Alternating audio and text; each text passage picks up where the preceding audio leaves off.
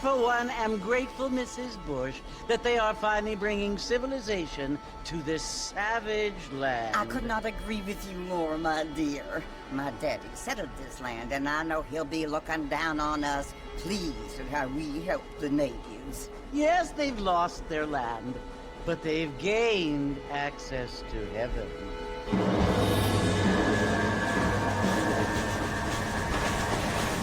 But Father, do you mean unless an innocent receives communion, they're destined to go to hell?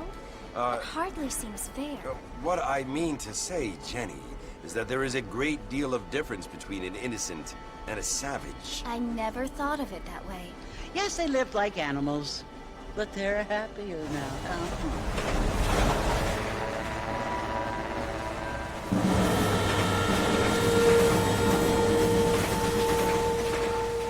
Not only do people now have motor cars, Father, but I heard that pretty soon we will be able to fly. No, only angels can fly, Jenny. No, apparently people can fly. Didn't you hear? Out in Kansas, a man even got a car to fly. I hardly think so, Jenny.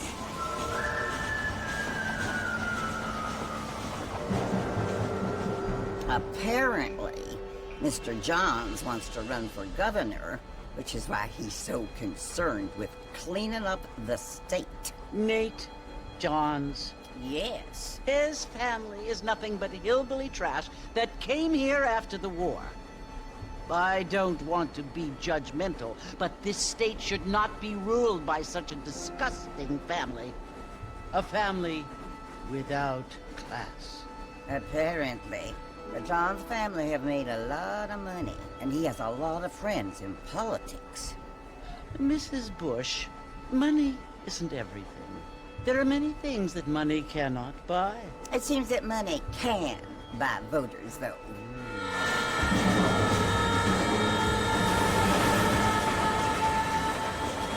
What you must remember, my dear, is that we have been brought here to spread the word.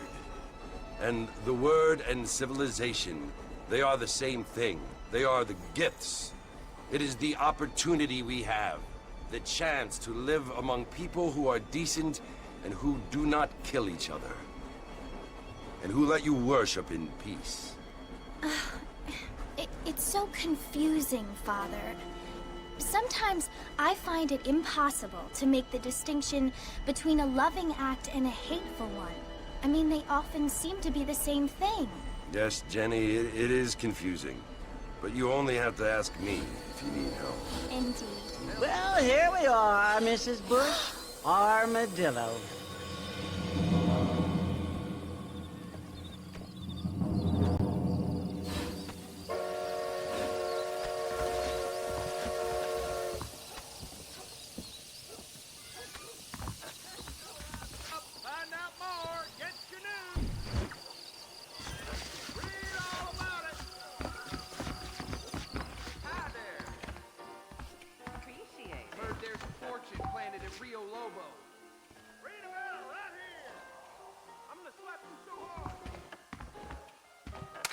Ain't this just grand?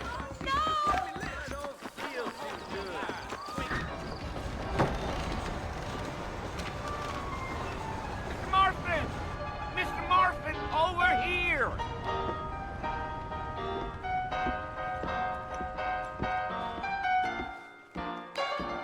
You must be John Marston. Sometimes. I'm Jake. Your friends from Blackwater hired me to guide you. They ain't my friends, but pleased to meet you, Jake. I got the horses saddled up and ready out front.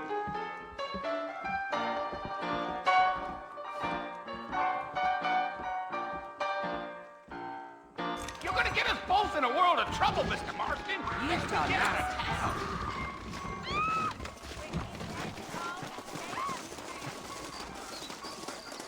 All righty, Mr. Marston, let's get it. If you say so. They could flow on the way out of town. No need to kick off a lot of dust.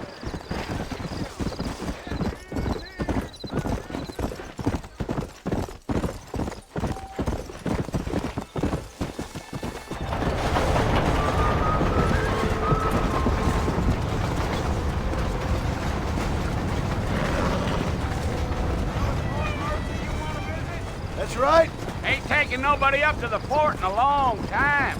Strange place for a decent fella to want to visit, if you don't mind me saying. Who said I was a decent fella? It's been abandoned for years now. Folks say it was built during the Mexican War. All kinds of soldiers around back then. Why'd they leave? Well, I ain't entirely sure. I heard they had to go up north to fight Indians, or maybe they got tired of being soldiers and went looking for gold. You know how things is. So what are you doing up at the fort? I'm looking for an old friend. Well, like I says, you ain't gonna find many folk around those parts these days. Those you do find are about as sociable as an ulcerated back tooth. I mean, I ain't one to judge a man by the company he keeps, but... Well, he ain't been friends for a long time.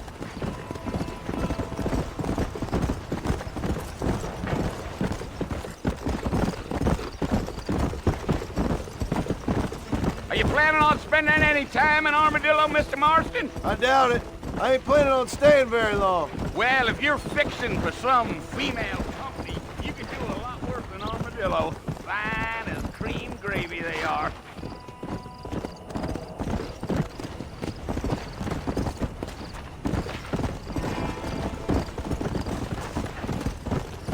Yeah, so it was the marshal who hired me. Lee Johnson, do you know him? I think I heard his name. Says he got a telegram from some Blackwater big bugs asking for a guide. I guess it's none of my business.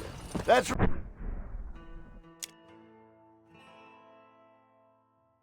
right. Come on.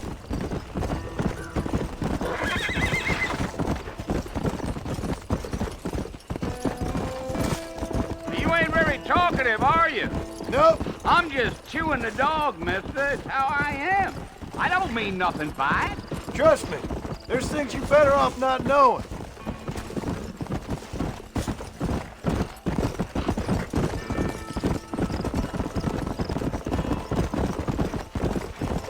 You don't look much like no Blackwater fella. That's because I ain't. If I'm being honest, I don't care much for those highfalutin big city types.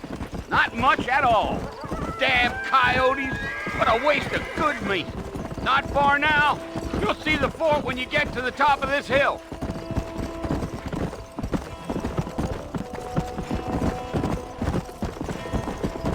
Easy. Whoa now. Listen, mister. This here is what's left of Fort Mercer. Some gang rode in and took the place over. So I understand. This is where we part ways, friend. You have yourself a good time.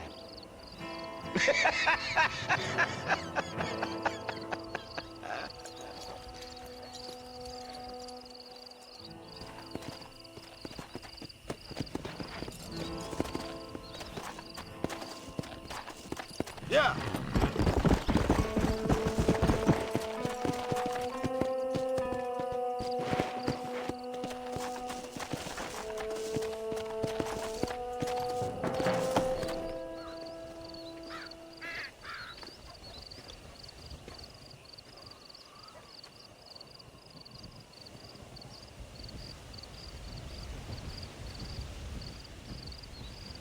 Bill! Bill, I've come for you! Bill Williamson! Come out here right now! Go away now, John. Don't make me kill you. Nobody needs to kill anyone, Bill.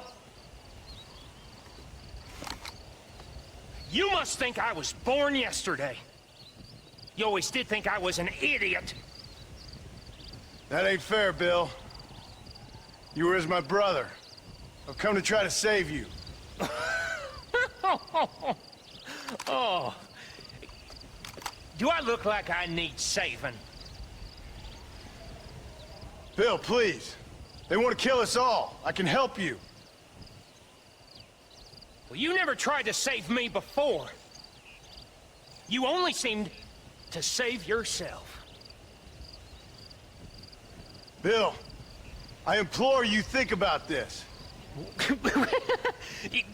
You implore me? You implore me. You always were one for fancy words. Oh. Well, things are different now, John. Now I'm in charge! No more Dutch! And no more you. Implores. I implores you to go back and tell them to send someone just a little bit more impressive next time. Well? Oh. Poor John.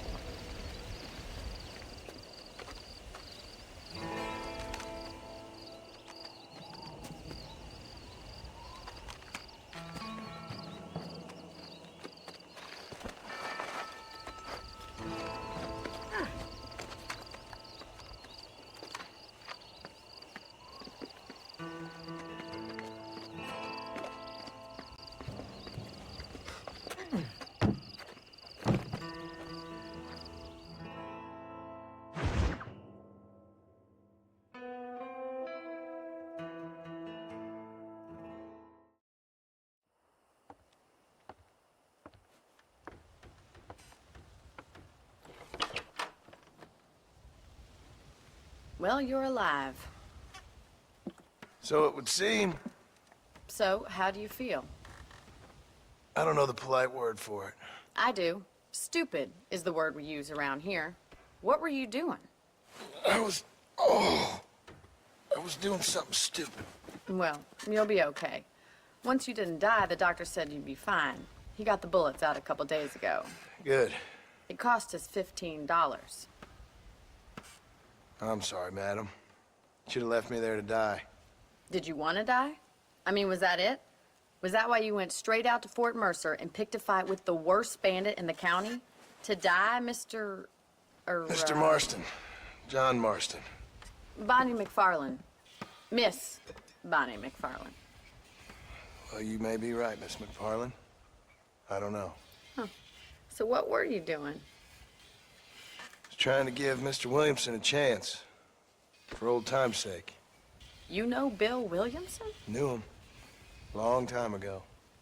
Well, what was he like? Dumb. Just like you. Thank you, miss. See my hat? I have. And, what will you do now? Now I'm gonna take my time and go after him the less kind way. Well, that sounds very fun, Mr. Marston. Quite heroic, just like in those penny dreadfuls my brother used to read. Meanwhile, if you'll excuse me, I've got a ranch to run.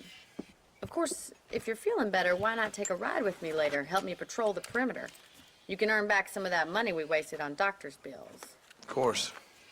And thank you for saving my life, I mean. Next time, Mr. Marston, I strongly recommend you don't try to lose it quite so earnestly. I'll bear that in mind. Howdy. Hello to you.